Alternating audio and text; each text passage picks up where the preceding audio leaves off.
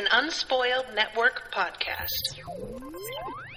This is Spoil Me, covering One Piece, Season East Blue and Entering the Grand Line, episode 61.5, 60.5, depending on your point of view, and 62 and 63. In these episodes, I would like to know what Ona's issue is with adorable giant sea creatures, because I really don't want to see any more of them traumatized. That'd be great. Please. Welcome to Spoil Me.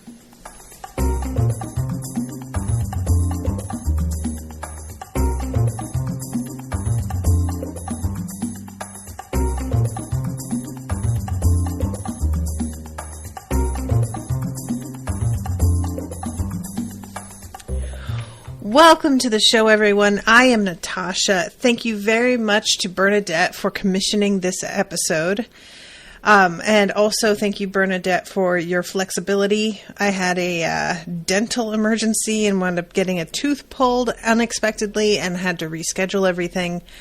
And I don't see Bernadette here in the chat. Hopefully she will be able to join us or watch this later. But apologies on having to do this so unexpectedly.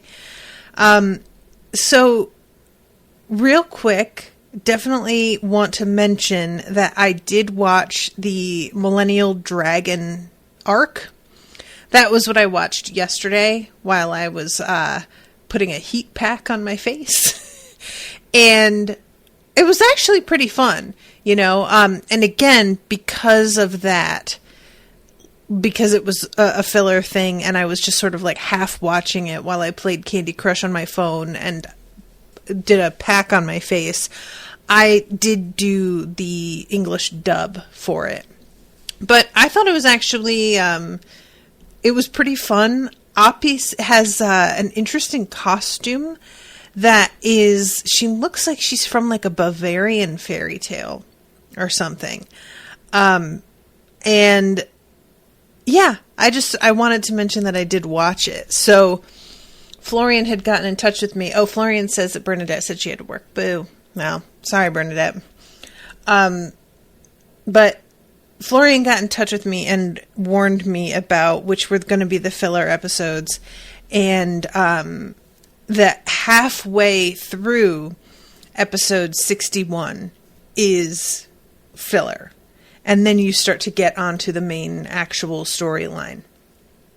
So I basically watched like the first part of this episode yesterday while I was feeling crappy, and then just hit pause and left and started it off today. And yeah, we have the traveling into the Grand Line and all of the weird, mysterious sort of phenomenon that are happening here. The first thing that happens to sort of signal that something is weird is that Usopp is at the tiller and he cannot get the rudder to move. And it wasn't immediately clear to me what was going on there, because that ram's head shaped tiller is not immediately recognizable as a tiller to me. So for a second, I was just like, what is happening? And then when he asks for help, because I mean, him in the background struggling with that thing goes on for like a full couple minutes. But eventually he's just like, hey guys, something is fucking going wrong over here. Can I get some help?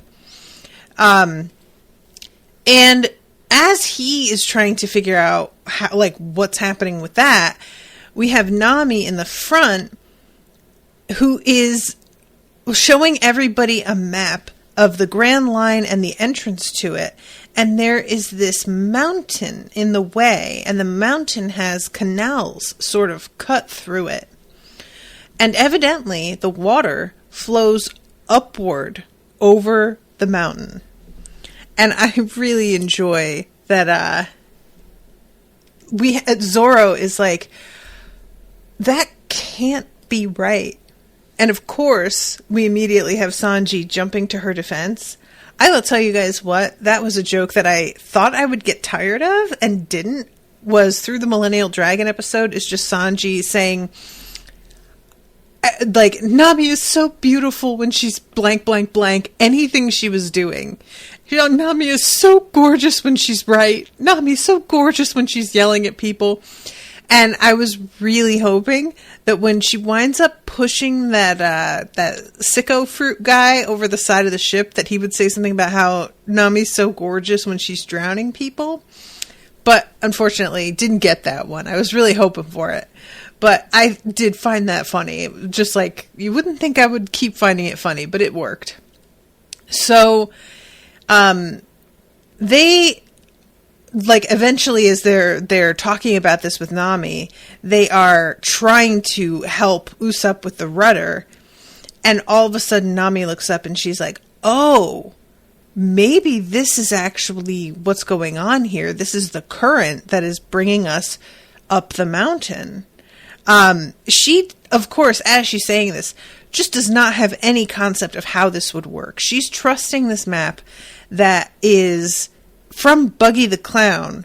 So for a moment, there's like Zoro saying, I don't know if we can even trust this map. But yeah, evidently it is exactly what it looks like.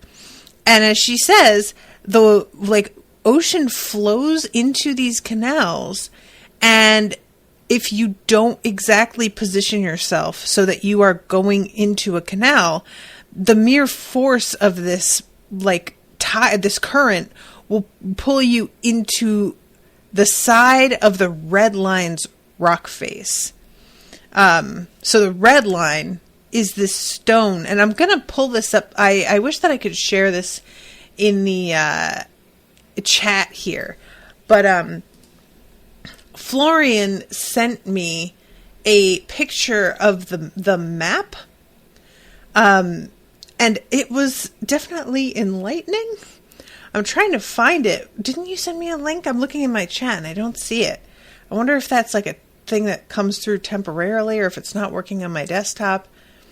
Well, I don't know why it's not showing up, but I was able to see it when you sent it, Florian. And the map of this, oh, Gabriella did it. Thank you, Gabrielle. I'm sorry, I got them mixed up. Where's Gabriella on my friends list here? But yeah, so I was not prepared for how that looks. It is puzzling. I really enjoy whenever there is that kind of like backed up lore. It just for me feels like you've put enough thought into it. It doesn't need to be a completely cohesive thing with a show like this. Like, I don't need it to be Brando Sando levels of world building, but I do want there to be some sort of underlying theme, you know, like, and because I didn't really get, starting off with this, how serious he was going to be about the landmarks and how intensely, what's the word I want? Fantastical, I guess, everything was going to turn out to be in terms of the way the literal world, the literal planet seems to work. All of this caught me way off guard. So, yes, here it is. Okay, so we have the red line, which literally looks like a red line in this photo. I say photo. This artist's rendering. And then we see the two, like, strips of the equator and the canals going through the red line. And the planet is mostly ocean. It's very, very little land. Just a lot. There's like some islands that are big enough to count as continents, but they're not like the continents that we're used to. And mostly it's a lot of really, really small scattered islands. So yeah, it's just fascinating to me to know that this was like, how I want to know if he pictured everything like this from the very start, or if he eventually like began to figure it out. You know, he realized, okay, this is actually going to start to matter now, so I probably should sit down and plan how this is going to go. But anyway, so they are heading towards the wall, and there is this great moment where they realize, oh, okay, that's that tiny little, like, sort of chink in the wall that we can barely see. I think that's the entrance to the canal, so we're on the right track. As they head toward it, there is a series of, like, archways that are lining the canal that I thought was a really neat touch. I don't know if it's supposed to be that the archways, because the archways are inscribed with all of these symbols, and I couldn't tell if that was supposed to be like that the archways are magical somehow, and they are what's causing this reverse mountain effect, or if it is that they are simply put there because of the significance of the canal. Doesn't really matter, but I was just sort of curious about it. I am assuming that this is all naturally occurring and that the planet just works in weird ways here. But it would be kind of fun if there were more of an explanation, you know? I don't require it, and sometimes having explanations for every little thing can be tiresome, and it can go the other way, you know? But Owen and I were talking yesterday about the remake of Chocolate Factory, Charlie and the Chocolate Factory, in which Johnny Depp plays a traumatized Willy Wonka whose father was a dentist and didn't want him to have candy. And you know, we just don't always need an origin story. Maybe he just wants to make candy because candy tastes good and it's great. And we don't need trauma. How about that? Anyway. So yeah, this archway just looks really, really cool. It outlines things in a way that I felt was helpful visually when you're watching them start to approach and figure out, like, you know, how they're going to enter this way. And they are trying to navigate and, like, really hit this sweet spot so that they can fit through the arches. When they lose control, the rudder comes completely off, the ship is heading towards one of the arches, and Luffy inflates himself, Gum Gum Balloon, and puts himself between the ship and the archway in a moment that I truly loved. This is what I'm looking for, is real weird creative uses of his ability. And that shit hit the spot. Chef's kiss. More Luffy balloon, please. I'd like, and then he's just sort of hovering in the air for a second before he stretches out an arm and gets grabbed by Zoro and pulled into the ship so hard that he goes headfirst through the planks. And everybody is very relieved. So now they're roaring up through this reverse mountain. Now, guys, I'm going to keep returning to my idea that I had last episode, which is the One Piece amusement park. Let's talk about it. I think, you know how Wizarding World, you get into Diagon Alley either by taking the train from Hogwarts or by going through the like Diagon Alley brick wall sort of thing. If I were going to do a One Piece amusement park, I think this would be how you had to get in. You would have to ride through, like, to the official part of the park. You would have some sort of tamer rides to begin with, and that would be all of the East Blue stuff. And then to get into, like, the serious area would be the big showstopper reverse mountain, like, splash ride. It would be a summer attraction. All of this clearly would have to be set somewhere that it's warm year round, because everybody's going to need to be wearing bathing suits for all the rides. But yeah, I feel like this could be super fun. And then you get to the top, you see the whole park. You can, like, sit just for a moment and look around, and then boom, plunge into the end. And as you plunge into the end, you go through like this giant whale comes up out of the water, open mouthed, and it's like it's like the Jurassic Park ride where it's an animatronic thing underwater, and it just comes up out of the water, and you just like go down into like an underground thing, and you have a whole bit in this whale's belly before you get out to the rest of the park. So Gabriella says, I want that so much. # why the live action needs to succeed. Are they doing that, Gabriella? Have they talked about doing a live action? Who's doing it? They are actually doing it? It's official. Oh my God. Oh my God. Netflix is doing it? What are they... Are you guys going to commission that? Because... What? I don't know what they... Like, there's so much of this show. How are they going to even do it? Everybody's excited, then Kyle comes in with horrible idea. I genuinely don't really know how I feel about it. I'm not deep enough into the show. Personally, I feel like it's a mistake, but I'm interested, like I'm not going to not watch it. East Blue is the first season. Florian says, same, Natasha, same. Yeah. I mean, and if I were going to make this amusement park, even if the live action wound up being pretty good, I feel like I would still want to make it look like the cartoon, because the cartoon is just so distinctive visually. The thing that I get hung up on too, personally, is that the Marvel Universe did this thing with all of the costumes of its characters from canon, where they dulled the color scheme and made it look really like military, or just sort of, it was a lot more like seriousified. You know what I mean? I really hope they don't do that. I really want them, if they're doing a live action, fucking go for it. Sincerely do the thing.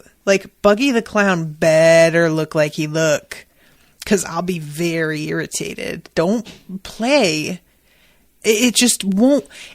That's part of the essence of the show, is how absurd it is and how over the top it is. So if you're not going to actually do that, then don't do it. The fact that Oda's actually involved, that's helpful.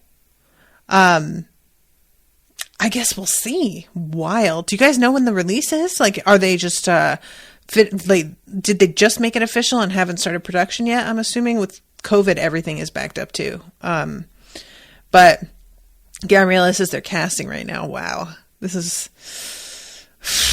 Man, and the show is still running. Wow. Well, all right. Godspeed. But anyway, okay. So yeah, the amusement park ride, I stand by. It would be super fun. You could make it a really big ship so that lots of people could fit onto it at once. And it could just be, a whole thing. I think it would be great. They're all distracted, going up the side of this mountain, feeling themselves. Hey, we did it. And then here comes fucking sickle fruit guy. Curse you all. Oh my God. So lame. He's hidden out on their ship somehow. And he's decided that if he can't get his hands on the Dragonite like he intended, that he's at least going to get the bounty on Luffy's head. And I love this. Sanji is like, what are we going to do if he unleashes his wind slashes? Everything is going to get ripped apart. And he's very smug. Oh, I guess you guys can't do anything. And I'm thinking to myself, he's literally boundless on the edge. Just shove him off. And that is exactly what Nami does. Nobody even thought of it. Evidently, when she does it, they're all just like, oh, good idea, I guess. It's great. I love this. I was so glad that she thought of it, because he's literally standing on the banister. He could not be a riper target for this, and I don't know what to do with the fact that he turned up at all, and then she did that. I have to imagine he's going to turn up again, because what's the point otherwise? But he looked like she says something about how he can't swim, and I was like, oh, right, devil fruit power. So unless somebody is right behind them and managed to pick him up, I don't, why do this? It felt like a really weird choice. It's fine. It doesn't really matter. So the ship goes up over the side. The summit. It's the summit. I love that there's all of this sort of sparkle effect around her face as she's saying it, because of all of the spray of the water and everything. And as they get to the summit, the water is turning into ice. It's a really weird sort of effect. I think it's meant to be it's cold at the top of the mountain kind of thing. And I thought that might be an issue for their ship, but it doesn't seem to be. The ship just keeps flying up and then comes crashing back down again as they had hurtled down the side of the mountain now. And everybody, as they're going down the side, they're all thinking about the reasons they're here. And that is the end of that episode. So going into the next one, the first line of defense, the giant whale laboon appears. So our friends are all heading towards this odd shape. They think it's the wind making this noise that they hear. And it's really hard to see because there's so much mist from the water, and they're just going so fast. At first, they think it's a land mass. And eventually, they begin to realize what it actually is. It is this huge whale. And when I say huge, I mean it's so enormous that they can't even see around it. It's like being a dog where something is too big to comprehend, and so you end up sort of just not seeing it at all. And they try and get around it, but the rudder's broken, so there's no way to direct the ship. And Luffy decides that he's going to fire the cannon at it to try and help.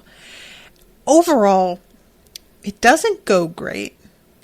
And what winds up happening, and you see all of these scars on the whale's face before it swallows them. So it's I was already kind of going, oh, what's going on with this poor whale? He's not the enemy. What's happening? Look at his face.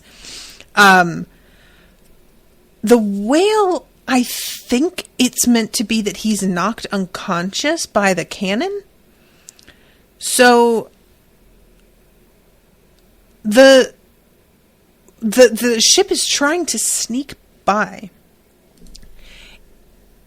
But Luffy sees that not even the whale, the cannon broke the head off of their ship. The Going Merry has that masthead, or not masthead, the figurehead at the front.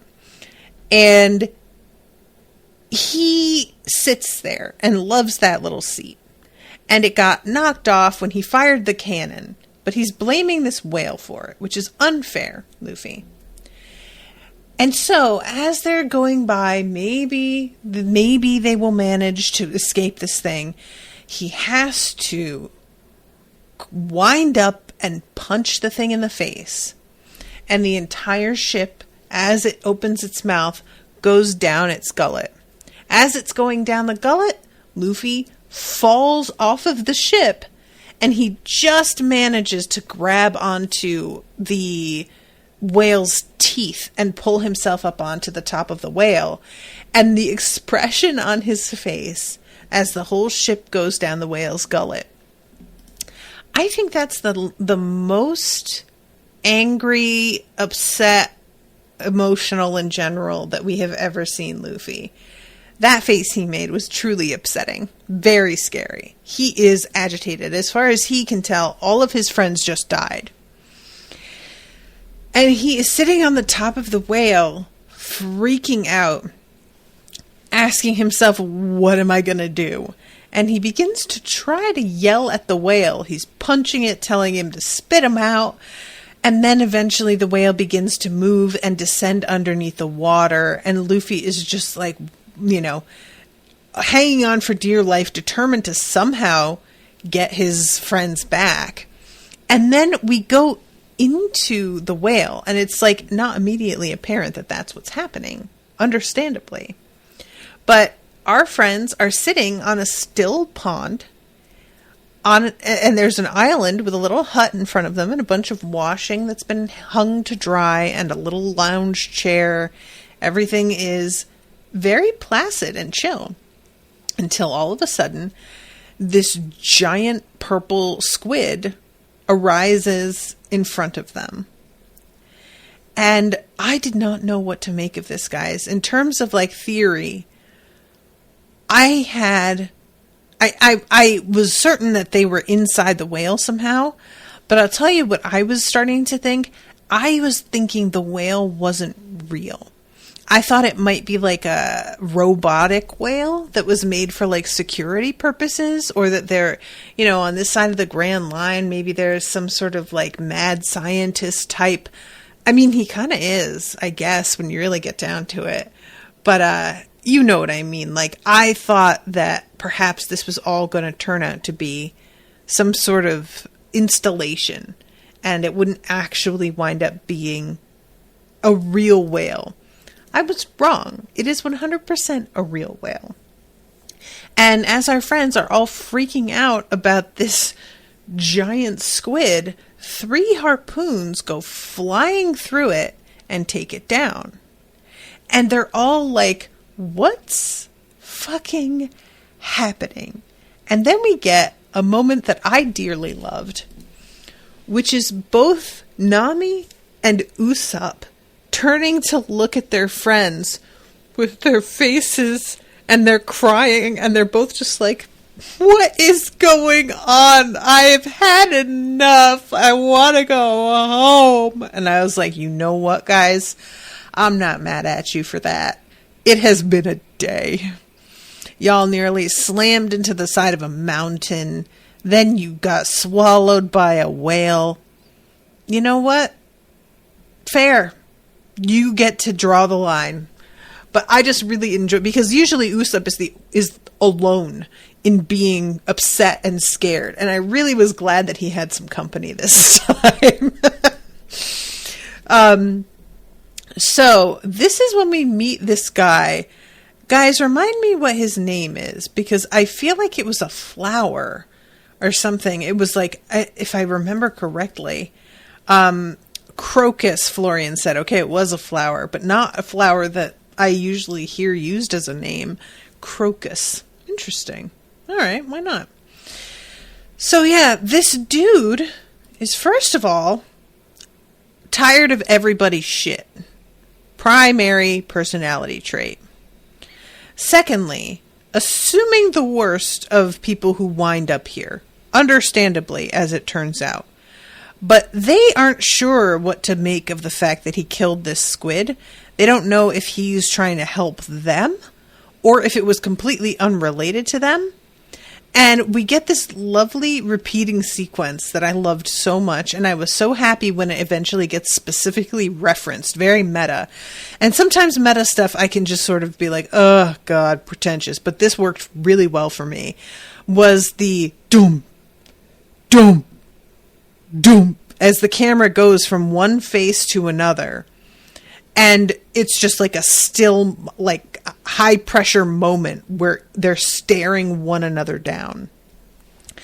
And when he kills this squid, understandably, they all sort of expect him to address it, just to tell them something about what the fuck is going on.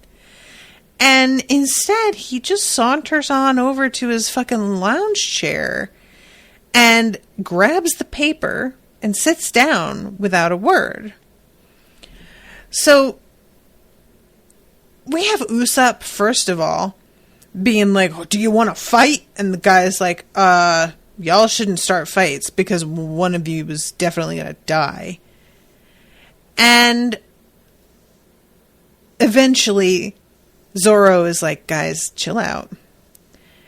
Asks the guy's name. And the dude's like, y'all are in my space? You should really introduce yourselves. I don't understand how you think you could just walk up in here and demand information from me. But I really appreciated how Zoro decided to handle this. He's like, you know what? That's true. That's politeness. So, yeah, he introduces himself. And then this dude is like, okay, fine. I love that. My name is Crocus. I'm the lighthouse keeper of the Twin Capes. I'm 71 years old and a Gemini. My blood type is AB. Guys, do you know what? I don't know what my blood type is. Do you guys know what your blood type is, like offhand? I really feel like that's something that I should know. I have no idea. How do you find that out? It's never even occurred to me until this moment. I'm like, oh, I should probably... Feels like something that you put into your, like, emergency contact so that they can give you a transfusion, you know? Although I think they don't really trust your word on that. I think they double check anyway, so it's probably fine. So yeah. How dare you run your mouth when you barged into my private resort? At this point, Usopp begins to look around, and he figures out that the sky and the clouds and the birds are all painted. They actually are inside the whale, because at first they're thinking, like, is this a dream? Like, what is happening? Now, granted, it doesn't make any sense that the light is as good in here as it is. It should not be. It's like full sunshine inside. It's fine. It doesn't matter. So there is an exit that they can get out of if they want to leave the whale's belly. And they're all just like, all right, well, and then some shit begins to happen. It turns out that the poor whale is traumatized because of an abandonment, and he is ramming his head repeatedly into the red line. You guys, I just can't tell you. After the Moo monster, Arlong's bad sidekick, I really, really didn't want this to happen again. But here we are, with another poor creature that lives in the water, that's innocent and friendly if it wants to be, but people just keep doing shit to it. I don't like it. I believe Momu, thank you, Florian, I believe that Momu could have been a sweetie pie. I do, if given the chance. But no, he was trained to be an attack dog. It's like those poor dogs that wind up getting put down because they were made to fight. And they weren't responsible for that. They could have been good puppies. They could have been cuddles. But no. So, we see this dude, by dude I mean whale, knocking his head repeatedly into the red line. And everybody inside the whale is getting tossed around. And then, at this moment, fucking Team Rocket shows up and is just armed to the teeth, somehow inside the whale already. Not established how they got in there. But they are a weird pair. We've got the girl, Wednesday, who she has like blue hair, and there's just a sort of like snide energy to her. And then there's the guy that she keeps calling Mr. Nine. And he has nines, like cursive style nines, drawn on his cheeks. And he's wearing a crown on his head. He later on tries to claim that he's a king, which no, you're not fooling anybody, big guy. I don't know how to tell you this, but that's not...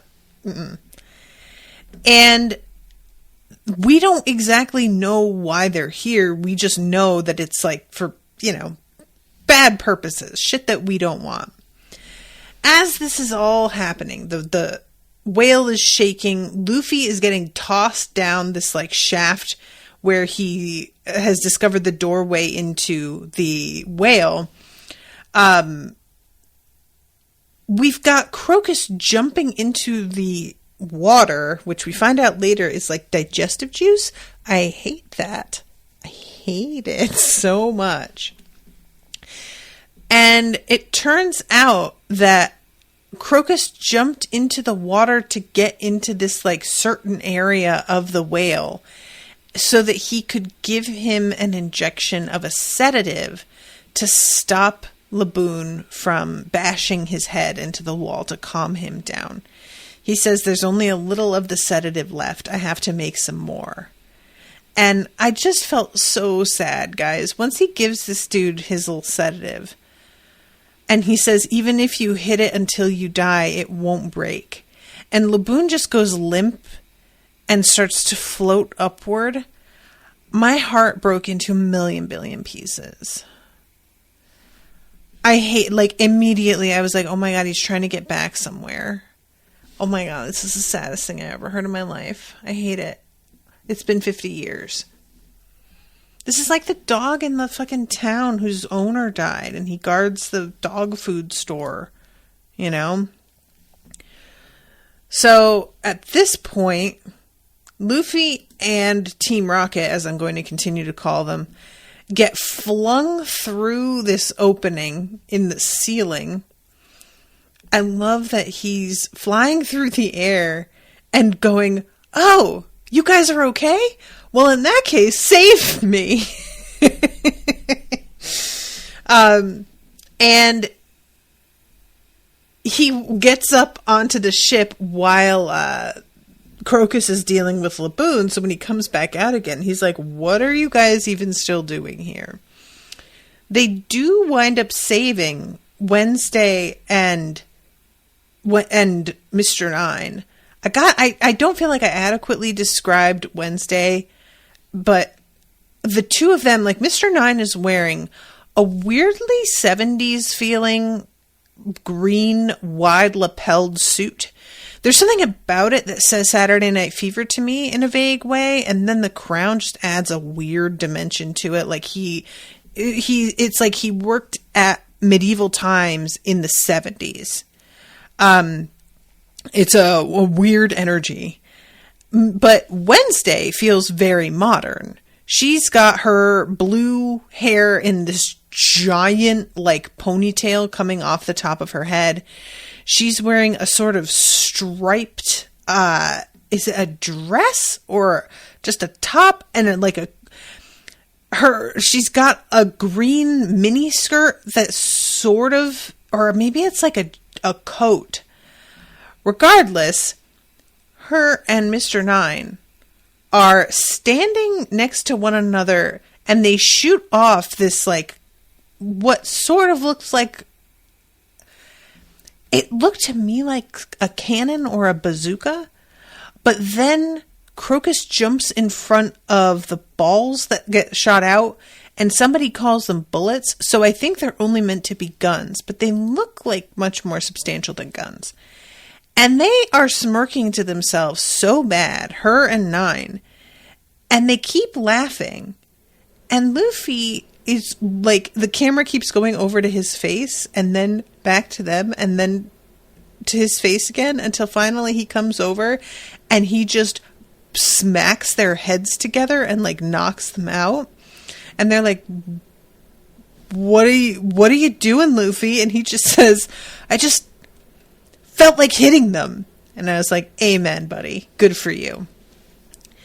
I feel like I haven't given Crocus the description that he deserves, but that's because his personality is so enormous. It was just too much for me to like look past initially. Crocus is shaped like a Dorito with a couple of toothpicks under it. Very, very top heavy. And he's got this weird crown. It's like I think it's meant to be actually growing out of his head, but I'm not entirely certain that I have this right. It's like he's got it's like his head is the center of a flower, and all of the petals on one half were stripped away, leaving exactly one half of like this big wide frill of color behind his head, like that dinosaur from Jurassic Park that flares and then spits at you, which, by the way, is not a real dinosaur. But I can't make out whether or not this is meant to be a hat, because like when we see him as a youngster, I don't feel like he had this on his head. He was wearing some other hat, but maybe it's just that the hat he was wearing, it's pushed down in some way, and this is like what happens when he doesn't have any hair left and he's got no hat on. And he's wearing this like sort of Hawaiian style shirt. It feels like it's meant to be reminiscent of like the shirt you wear when you're on vacation.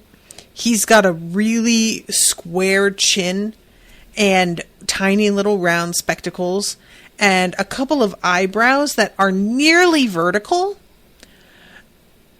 and a sort of ruff coming out from underneath the shirt that I initially took to be copious amounts of chest hair, but which I now think is just an undershirt that's got like a weird sort of ruffle to the front, like a tux shirt. And then just like a pair of I think sort of capri style pants, to be honest.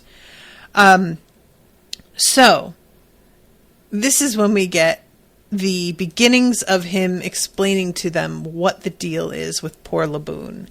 He says that he isn't an ordinary whale. He's a whale with a human heart. And at this point, I thought he meant literally. And I thought that this was like an enchantment. I kept going in the very wrong direction with Laboon's story, I'm just saying. So it turns out that Laboon was like very attached as a little baby whale to this group of pirates. And he followed these pirates all over and was very close to them, to the point where he sort of thought that he was one of them. And we don't actually hear what the name of the pirates are, if I'm not mistaken. We get to see their ship, which has like horns like a bull. The skull and crossbones, you know how that keeps being a theme with everybody's got a skull and crossbones, but there's like a different gimmick with it. This one has sort of horns like a bull. And this whale that's followed them into the Grand Line, they didn't realize that he had followed them. They told him to wait and knew that it wasn't safe. But he followed them anyway. So when he turns up at the Grand Line and they realize, oh my God, but it's super dangerous here, buddy. We can't have you come with us. They ask Crocus to watch him. And they say that they will be coming back in like around 3 years. And they promise. And Crocus says that he believes when they said this, they meant it. He's trying to give them some credit. He's not saying that they're just, you know, faithless shitheads who just abandoned the whale without, like, and lied about it. But he does think that they wound up bailing on the Grand Line entirely to save their skins, and they went a different way and never wound up coming for him because he just didn't matter enough to them. So it's not like he's trying to absolve them of all responsibility. It's just more that he thinks that they got in over their heads, underestimated how dangerous the Grand Line was going to wind up being, and then, like, cut all their losses like cowards. So they still suck, but it's like, it wound up being that they sucked as in circumstances that were not what they expected versus they just outright lied from the start, which I can understand. But poor Laboon is so determined to try and find them again because he got word, pretty convincing word, that they bailed again and that they are not coming back. But when he tried to tell Laboon, because they mentioned, they're like, it seems like Laboon understands the words you're saying. So didn't you try and explain to him what was going on? He's like, yeah, I did. And that was what made him start to sort of lose it and begin to bash his head into the red line. The promise they made with you was certainly for real. We had to see him like trying to tell Laboon. And you guys, there's this like splash of water as he's telling Laboon that looks like tears, and I just can't. I hate it so much. Why does he have to be so mean to us? Huh? What's this about? Okay, so yeah, I'm looking at him as a young guy, and the frill seems to be like pressed down and out the back of his hat. So he did still have it, but it's just like styled a little bit differently when he's got the hat on. So this is when poor Laboon begins to wail. Oh my God. I didn't even put that together until this second. The wailing wail. Oh my God. I hate it. This is terrible. And so Crocus decides that he has to figure out a way to calm Laboon down. And apparently treating him, because he's so enormous, is only possible from the inside. So as he's listening to this story, Luffy is looking so sad. But he does the thing that he does, which is focuses intently on the story. Everybody else is editorializing off to the side. But Luffy, his eyes are glued to Crocus, attention 100%, not fucking around. And I thought he was just going to ask Laboon to join them. I still, I don't know what's ahead of them in the Grand Line. I'm sure it would be a bad idea. So I'm not, mad that he doesn't, because I'm guessing Oda knew what he was doing. But also, I'd like the suggestion extended. So what Luffy decides to do instead, which is weird, and I like how it winds up working in the end, but I was not really feeling it at the time. Luffy breaks the mast off their ship. He runs up the side of the whale and jams the mast into the whale, which I just felt like that was really... This kid has trauma already. What are you doing, man? Like I said, it winds up working out in its weird way. It just felt like it didn't need to be like this. I didn't like it. So,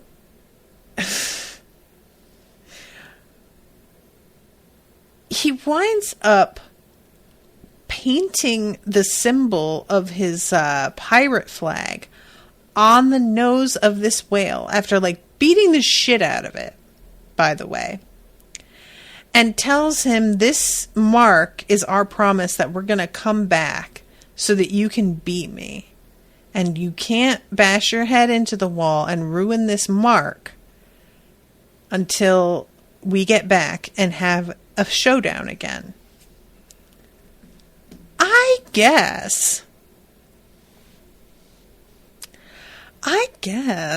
Like, it just, guys, I mean, I just didn't really get the impression that this whale was, like, big on fights exactly. So him leaping to this method of dealing with the situation felt really weird to me, because there was nothing to indicate that this is how the whale would react, or that Luffy would be able to, like, I don't know. It's fine, but also I feel like this whole we'll be back to fight you again. It's like, oh, cool. Other pirates who are promising me that they'll be back, which to me just feels like a repeat of trauma. I just got the shit beat out of me, and now they're promising they'll come back someday. I've been burned before. Like, why would I believe it? And why wouldn't it be upsetting, actually, to be told this thing? I get what is supposed to be going on here, with it being like a promise that he has something to look forward to and something new to focus on instead of the 50-year-old pirate gang that's probably dead by now. But it just feels not quite right to me. I didn't love it. And I think that the main thing is I just want Laboon to, like, be happy with friends. I don't want him to, like, just be having to hang around and wait on people. And I just guess that's not going to happen for him. So, yeah, I don't know. This felt disappointing to me as a solution. It just didn't really feel like a solution. And, like, clearly it works for Laboon because he gets all teary-eyed and seems genuinely excited about the whole thing. But I just didn't really see how this was, like, you know what I'm saying? I don't know. Just didn't quite do it. So, Team Rocket. They're off to the side over here. By the way, I didn't really talk about what their actual deal is, but they were trying to kill the whale because it's, like, enough to feed their entire island that they live on, the town, for like 2 or 3 years. They must have excellent refrigeration systems, because I would not want to be eating 3-year-old whale meat. I'm just saying. Call me snobby if you want. But they are off to the side. They managed to, like, get out of the whale also somehow.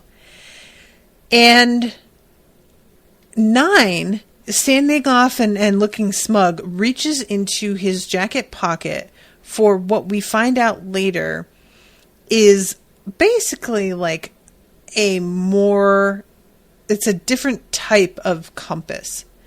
And when it is not there, he begins to freak out because evidently there is no way to get back to where they came from without it.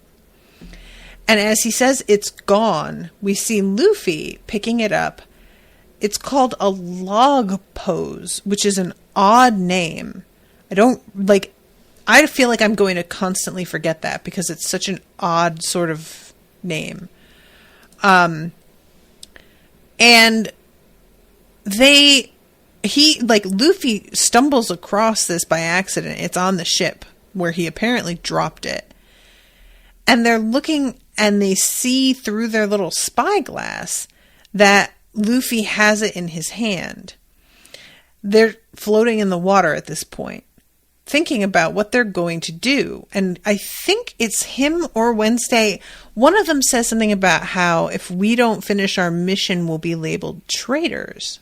And I'm like, that's interesting. So you're not going to be like the whomever sent you out to do this. It doesn't feel like you are exactly on their team in the way that tends to actually breed loyalty. This is when it gets, like, really weird. So there's this thing that looks like a cat, or I think it's a cat, or like a beaver, something, riding the back of an eagle, some large bird. He's got a rock that he's banging constantly. on on like a oyster shell, and he smirks as he's doing this. Like, this is a being that seems to have some kind of awareness for reals. Also, it looks like he's wearing a onesie and sunglasses. And the bird, maybe a vulture, is wearing what looks like an Amelia Earhart like flying helmet. And he hits this thing repeatedly until a package, like the little thing lights up. It's a package that's being held in the beak of this bird. But it's a flint that he's striking to light a fuse. And they drop this little bomb on these two as they're flying overhead. This is truly next level. We've got like a vicious animal kingdom out there, and these people are its servants. Like, that's how I'm reading this. This little dude who lit the fuse too seemed very pleased with himself. I don't know if, like, I'm assuming that they're from the kingdom that they were sent on a mission by, but they might be like an enemy group. I don't know what to make of any of this. I genuinely don't. So it seems as if they are like going to be out of commission for a little while, but they wind up coming back pretty quickly. Everybody begins to sort of like regroup. So we've got Usopp, and he's assigned to trying to repair the mast that Luffy just ripped off. We've got Sanji, who's finally going to cook with that like tuna that he won. And as it turns out, Luffy eats like absolutely all of it, which should surprise nobody. I don't know when people are going to learn to not turn their back on him when there's food, because it's just never ended well. So Nami, she's trying to get their bearings with a compass and maps. And she's like, this compass is broken. And Crocus is like, broken? What the fuck are you guys doing? The compasses don't work here. And like, the fact that you came all this way and didn't know that is really worrying. And I think you're gonna die. So y'all need to fucking like get some basic shit figured out before you decide to wander on out there, because it's about to go very badly for you. And I was like, yeah, that does seem like a really basic thing that they should have known. I have to agree. At this point, they have a long talk about how the compass isn't going to be of any use and how they need a log pose, the whole thing. And eventually, after finishing eating all the food, Luffy pipes up and mentions that he just found one. And she's just like, holy shit, dude, why did you not say anything right away? And unfortunately, her relief at having this is short-lived. As she's looking down at it, going, oh my god, this is so cool. I can't believe we have one. Look at how neat this is. Sanji realizes that Luffy ate absolutely all the food, freaks out, and kicks him. And Luffy goes careening right over Nami and breaks it. And so I really enjoy it. Her face when she's at first looking at it is like all excited and smiley. And then as he breaks it, her smile like stays, but it's that horror struck sort of smile. It was well done. And what this dude explains, the magnetism of the islands follows a rule. By recording the magnetism of two islands pulling against each other, you can find the route to the next island. Since you can't even figure out its location in this sea, the magnetism record of the log pose is the only thing you can depend on. You can pick out one of the 7 magnetisms produced by the reverse mountain. But no matter which island you start with, these magnetisms will eventually pull against each other and link themselves to one route. And the name of the island at the end of the route is Raftel. It's the last point on the Grand Line. The only one in history who confirmed that island is the King of the Pirates. And we see this, like, cool silhouette covered in, like, mist and whatnot. And Usopp is like, oh, so that's where the One Piece is. And this dude is like, maybe? That's what people seem to think. But we don't, like, you know, nobody's actually gotten there to confirm that or not.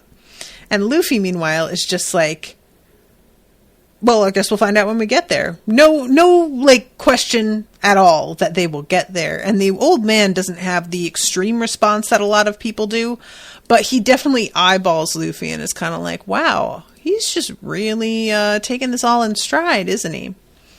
So, after this log pose is broken, the old man offers them his to borrow.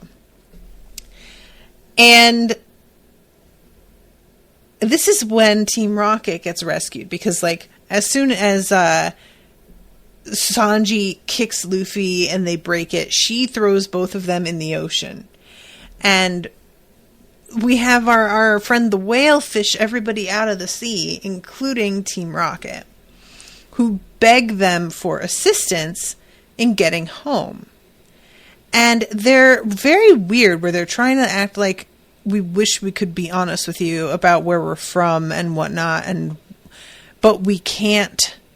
And it's a weird energy where I'm like, I don't know what to think about what they're saying. Clearly somebody came and was about to bomb them to death. So I kind of think they're probably telling the truth in a way. But she says something like, the motto of our company is mystery, after all. And I'm like, what does that mean? What? The motto of your company? And Nine says, we can't tell you anything about us, yada, yada, yada. And Nami sort of tests them by being like, oh, well, our log pose broke anyway, so whatever. The two of them immediately freak out and are just like, well, why are you acting like such a, like, stuck-up brat? And then she pipes in with, but Crocus gave us one to borrow, and they immediately go back down on their knees begging for help again. And in her opinion, this is enough to prove that these two are absolutely not to be trusted and we should not help them.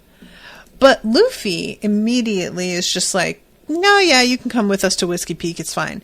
Everyone else is like, Luffy, what are you fucking doing? These guys are shady as hell. I really love the fact that Usopp says shadowy people. I know what they meant. They meant shady. But I found that really funny. Shadowy. And Luffy just says, what's the problem? Don't worry about small things. Okay, guy. And I just really, like, I don't... All right, sure. Why not? Sure. So at one point, the girl says, who are you, to Luffy? And Luffy says, I'm the man who'll be king of the pirates. And her and this guy look at one another and smirk behind their hands in a way like they really... Because everybody else has always been like, I can't believe you dare to say that. But the two of them think that he's kind of a joke, which is interesting. I am wondering how many people they've heard say that. As they are getting ready to leave, we have one last moment with Crocus, who says, that man has such an uncanny air about him. Don't you think, Roger? And then it just immediately ends, and I'm like, is Roger right here with you? Is Roger in the room with us right now? What's going on? Is he alive? Or is he just, like, speaking to, like, you know, Roger in spirit? I don't know what. But I'm over time. I really have to wrap. But yeah, so I'm excited. We're in the Grand Line now. Shit's happening. All right, guys. Thank you again. I'm sorry, Bernadette, that you weren't able to join us due to the reschedule, but I appreciate you being flexible. I hope you guys are enjoying the coverage. And I'll be seeing you again soon. I think, is it this Friday? Yeah, this Friday with a new episode. Until then, toodaloo, motherfuckers.